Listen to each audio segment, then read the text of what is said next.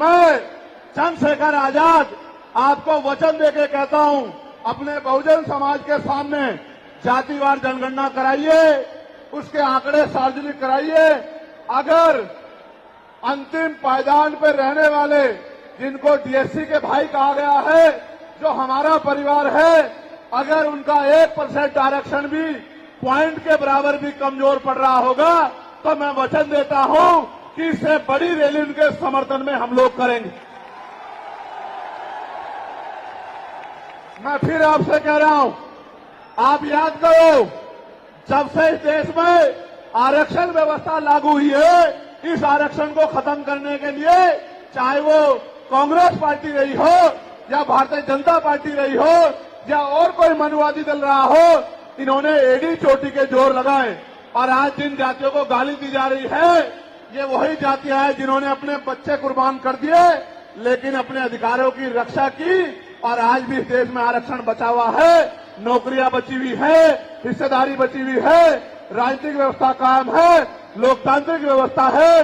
तो धन्यवाद करना चाहिए उन जातियों का जिन्होंने अपने प्राणों का बलिदान दे दिया, लाठी डंडे खाए, गोलियां खाई, लेकिन अपने अधिकारों को छीनने नहीं दिया। सब लोगों को उनका धन्यवाद करना चाहिए। लेकिन दुश्मन का ये षड्यंत्र है और दुश्मन बड़ा समझदार है। दुश्मन जानता है कि 2 अप्रैल 2018 के बाद में ये दलित समाज एकजुट हो गया था।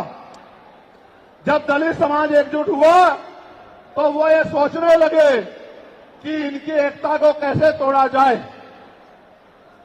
आप और मैं जानते हैं, जब हम मुट्ठी बनकर रहेंगे तो कोई हमारे अधिकारों को नहीं छीन सकता, लेकिन जब जब हम बट जाएंगे, एक उदाहरण के तौर पे बताता हूं, अगर आप झाड़ू की सिक्कों को इकट्ठा कर दोगे, वो सिक्के जो हैं एकजुट हो जाएंगे, उनको बांध दिया जाएगा तो वो सारा कचरा साफ कर देंगे।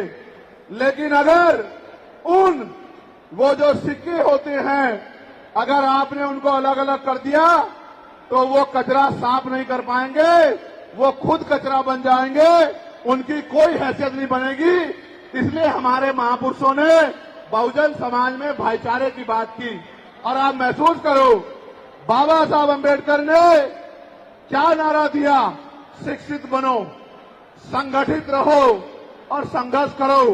हमें शिक्षित भी बनना है, संगठित भी होना है और अपने विरोधियों बैरियों के खिलाफ संघर्ष भी करना है, अपने अधिकारों के लिए संघर्ष भी करना है।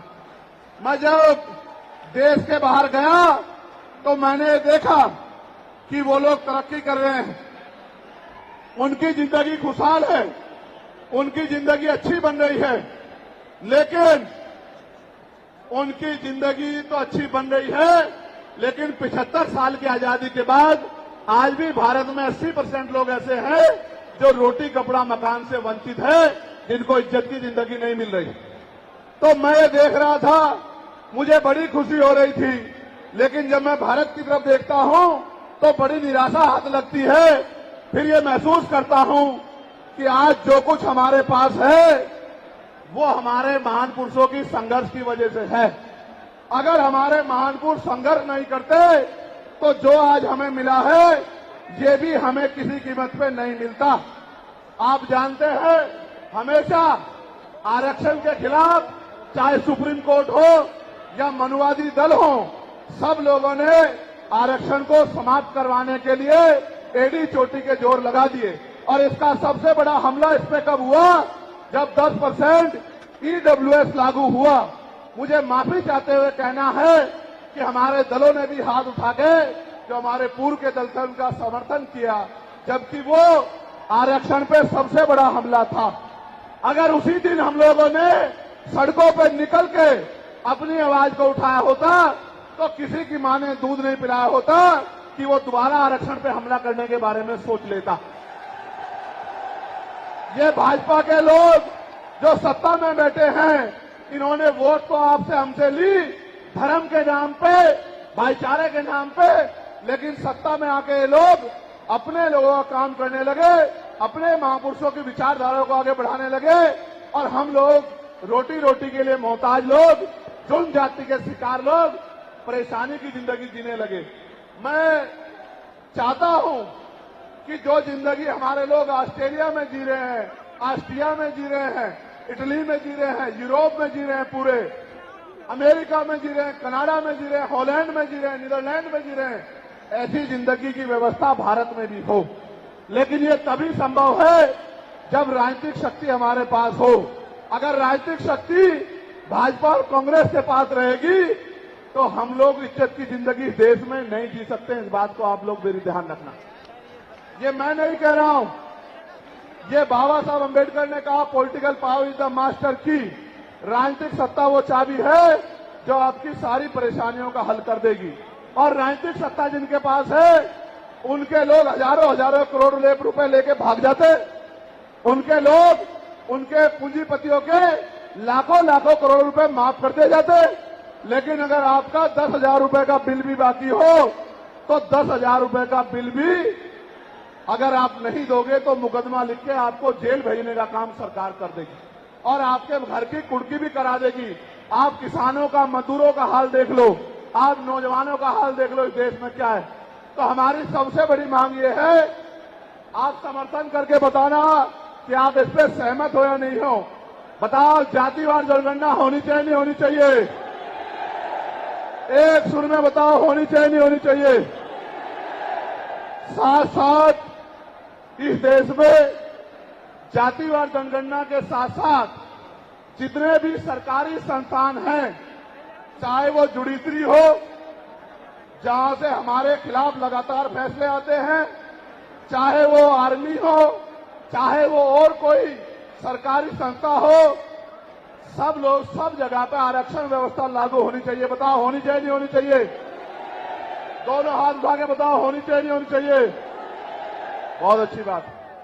साथ साथ हमारी ये भी मांग है जो मैंने पार्लियामेंट में भी उठाई कि निजी क्षेत्रों में आप इस बात को समझो गौर करके, इस देश में 2% सरकारी नौकरियां, कितने परसेंट?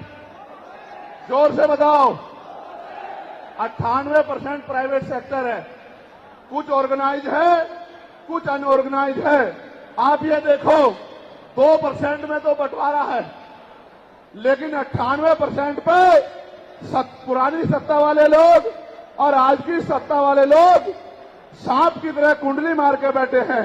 ना वहां SC/ST के लोगों का कोई प्रतिनिधित्व है, ना OBC के लोगों का है, ना ही मुस्लिम लोगों का है। तो हमारी मांग ये भी है कि अब समय आ गया है कि निजी क्षेत्रों में भी आरक्षण की व्यवस्था होनी चाहिए। होनी चाहिए नहीं होनी चाहिए? बताओ, दोनों हाथ उठा के बताओ, जोर से बताओ, होनी चाहिए नहीं होनी चाहिए? Very good, very good. साथ साथ हमारी ये मांग है कि प्रमोशन में रिजर्वेशन भी इस देश में लागू होना चाहिए। शेड्यूल कास्ट, शेड्यूल ट्राइब और बैकवर्ड के लोगों के लिए प्रमोशन में रिजर्वेशन भी सरकारी संस्थानों में लागू होना चाहिए। लागू होना चाहिए, लागू होना चाहिए? बताओ, जोर से बताओ। हमारी ये भी मांग है कि मंडल कमीशन की बाकी सिफारिशें भी लागू होनी चाहिए, क्योंकि जब तक मंडल कमीशन की बाकी सिफारिशें लागू नहीं होगी तब तक पिछड़े वर्ग के लोगों को बराबर की हिस्सेदारी और सम्मान नहीं मिलेगी। हमारी ये भी मांग है, सरकार कह रही है कि क्रीमी लेयर लागू करना चाहिए और जज साहब भी कह रहे हैं क्रीमी लेयर लागू करना चाहिए। मैंने पार्लियामेंट में पूछा कि भारत में कितने शेड्यूल कास्ट के लोग, शेड्यूल ट्राइब के लोग अरबपति बन गए, इसका डाटा आपको सार्वजनिक करना चाहिए, आर्थिक आंकड़े सार्वजनिक करने चाहिए। तब हमें पता लगेगा कि क्रीमी लेयर की स्थिति में हम आए या नहीं आए। आपको शायद जानकारी नहीं है, मैं आपको बताता हूं, आज भी बहुत सारे पदों को NFS करके, नोट फाउंड सुटेबल करके हमारे योग्य लोगों को नौकरी से निकालने का काम ये सरकारें करती है, क्योंकि कलम की ताकत उनके हाथ में होती है। जिनकी राज सत्ता पे कब्जा होता है, हमारे लोगों का राज सत्ता पे कब्जा नहीं है, इसलिए सारी योजनाएं हमारे खिलाफ बनती हैं। हमारी ये भी मांग है जिस पर मैं गौर कर रहा हूं, सरकार ने कहा, मैं आज इस पर भी बोलूंगा। आज अगर मैं इस पर नहीं बोलूंगा तो हमारे लोगों को पता ही लगेगा देश में क्या हो रहा है। सरकार ने कहा कि वर्गीकरण लागू होना चाहिए। मैंने आपको बताया कि बातें तो बहुत लोग करते हैं, लेकिन जब आरक्षण पे हमला होता है, जब और किसी तरीके से आरक्षण को खत्म किया जाता है, जब गांव-गांव जाके लोगों को समझाने का प्रयास किया जाता है, तब जिन जातियों को आज सरकार के इशारे पे गाली दी जा रही है, उनको ही उन्हीं की जिम्मेदारी मान के लोग घर में बैठ जाते हैं कि भाई यही आरक्षण की रक्षा करेंगे, यही अधिकारों की रक्षा करेंगे। लेकिन सच ये है, अगर सरकार की मंशा वर्गीकरण के जरिए वास्तविकता में निचले पायदान पे बैठे अंतिम व्यक्ति को ऊपर उठाने की होती, तो जिस तरह से 10% आर्थिक आधार पर आरक्षण की व्यवस्था की गई थी, 10% आरक्षण की व्यवस्था डीएससी के भाइयों के लिए, डीएससी परिवारों के लिए सरकार कर सकती थी।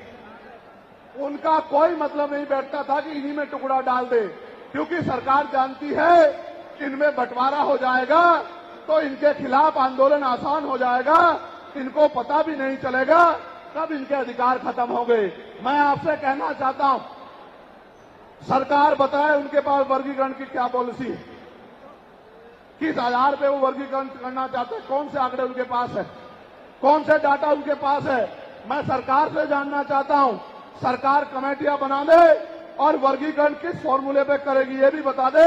हम सरकार को भी सुनना चाहते हैं। अभी देश में पिछले दरवाजे से कुछ नहीं होगा, जो कुछ होगा आमने सामने होगा।